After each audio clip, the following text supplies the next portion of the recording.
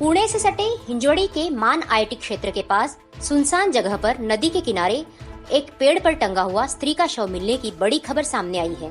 घटना की जानकारी मिलते ही पिंपरी चिंचवड़ शहर के पुलिस कमिश्नर कृष्ण प्रकाश ने अपने साथ अन्य अधिकारियों को लेकर वारदात की जगह छानबीन शुरू की। प्राप्त जानकारी के अनुसार इस इलाके में किराना दुकान चलाने वाले व्यापारी रमेश गहलोत नामक व्यक्ति के द्वारा पुलिस को यह जानकारी मिली थी कि मुला नदी के किनारे एक पेड़ पर महिला का मृत शव टंगा हुआ है, जिसके बाद पुलिस की टीम घटनास्थल पर दाखिल हो गई और उन्होंने इस इलाके की छानबीन शुरू की। इस मामले को लेकर पुलिस आयुक्त कृष्ण प्रकाश ने बताया कि यह मृतक लाश सूखने की वजह से इसकी शिनाख्त होना मुश्किल हो रहा है, तो यह लाश करीब 15 हफ्तों से यहाँ होने की संभावना है। इसके पीछे की सारी हकीकत ढूंढना पुलिस के सामने एक चुनौती बनी हुई है। मृतक की उम्र अंदाजन 20 से 21 साल हो सकती है। यह लाश यहाँ कैसे आई, इसे लेकर अब रहस्य बना हुआ है। इस लाश की डीएनए टेस्ट और पोस्टमार्टम के बाद ही कुछ अहम सुराग सामने आ सकते हैं। यह एक हत्या है या फिर कोई तंत्र मंत्र, इसकी जांच में पुलिस जुटी है। पुलिस कमिश्नर कृष्ण प्रकाश के सामने यह हत्या की गुत्थी सुलझाने की बड़ी चुनौती है। देखना यह होगा कि आखिर इस घटना के पीछे के आरोपी कब दबोचे जाएंगे। जी, इधर कोई 2-3 किलोमीटर दूर रमेश गहलोत की किराना दुकान है और उसने हमारे एक जानकार व्यक्ति के मार्फत से ये संपर्क किया कि यहाँ पर मज़दूरों की में ये खमंग चर्चा है, ये बिल्कुल विस्तृत चर्चा है कि वहाँ एक लाश स्त्री जाति की लटकी हुई है जो बिल्कुल सूख गई है, कंकाल की अवस्था में है। और इसके आधार पर जब आज मैंने स्पॉट को विज़िट किया तो पाया कि एक कदम का पेड़ है यहाँ पर, बड़ा सा, मूला नदी के तट पर, और इस कदम के पेड़ से की टहनी से लटकी हुई है लाश।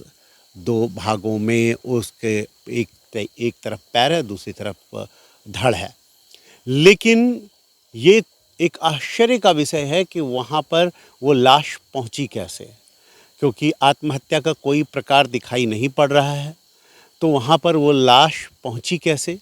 और दूसरी बात जो यहाँ पर एक दिखाई पड़ रही है कि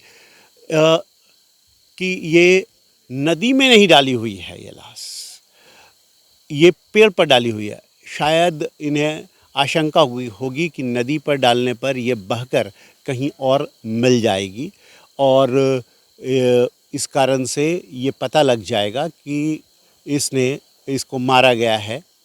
दूसरी बात ये भी हो सकती है कि अगर उसने ऊपर अगर कहीं पे रस्सी वगैरह रहती तो हम सोच सकते थे कि उस टूट गई रस्सी और वो इसमें गिर गई, तो उसके बारे में भी यहाँ पर तफ्तीश करने की ज़रूरत है। और तीसरी बात ये है कि वहाँ तक उसको चढ़ाने के लिए बोट का इस्तेमाल किया गया क्या, 2-3 लोगों ने ये कार्य किया है क्या, ये भी जांचने की ज़रूरत है। इसके अलावा पिछले 1-2 महीने में जितने लोग आसपास के इलाके से मिसिंग हैं उसके बारे में जानकारी हासिल करना, खासकर महिला जाति की कोई व्यक्ति, माने महिला जो है, अगर कोई नहीं मिल रही है, लड़की कोई नहीं मिल रही है, तो उसको सुनिश्चित किया जा सकता है कि ये कौन है।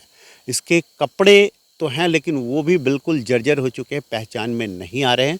तो कुल मिलाकर ये एक चुनौतीपूर्ण तफ्तीश है, अन्वेषण है, और इसीलिए मैं एसीपी क्राइम को और उनकी टीम को लेकर मैं यहाँ आया हूँ ताकि इसकी तफ्तीश गहराई के साथ हो सके।